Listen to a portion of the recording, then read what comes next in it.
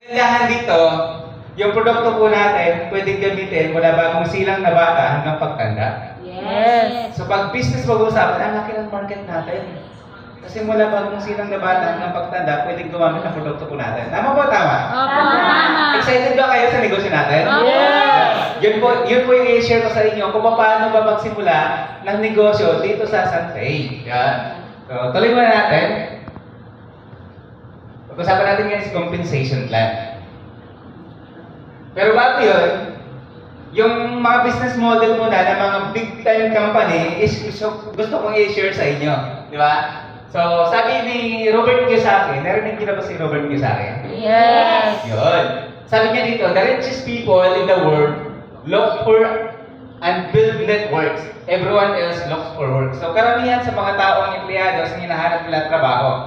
Pero, yung mga negosyante, is nag-build sila ng network. Kasi alam nila, kapag nakapag-build ka ng network of customers, network of people, talagang mas malaking chance na magkaroon ka ng malaking sales kapag ikaw ay negosyante. So, tingnan natin yung ibang mga example. For example, si Elon Musk, ang binibuild na naman niyang business model is yung Tesla, di ba? So, napag-build siya ng created a network of electric vehicle dealers and customers worldwide. Di ba?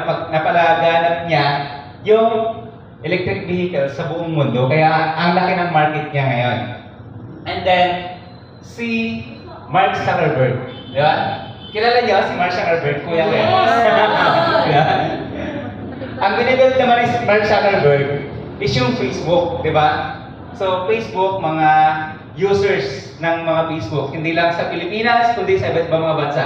At halos lahat ng tao ngayon gumagamit ng Facebook. And ang balita ko nga parang siya yung third richest man in the world, di ba? The billionaire, si Mark Zuckerberg.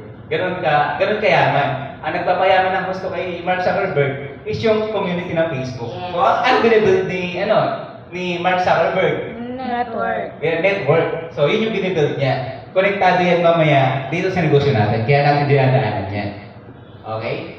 Si Steve Jobs, ang binibuild naman niya is yung create a network of Apple stores and loyal customers globally. Kaya di ba yung mga taong gumagamit na ng iPhone, hindi na makaalis-alis sa iPhone eh. Kasi love na nila yung iPhone. Di ba? Although kahit sabihin natin napakamahal ng presyo ng iPhone, pero pag na-in-love ka sa iPhone yun na lagi eh. Inaabangan pa yung mga bagong labas, di ba? Ano ba bago ngayon?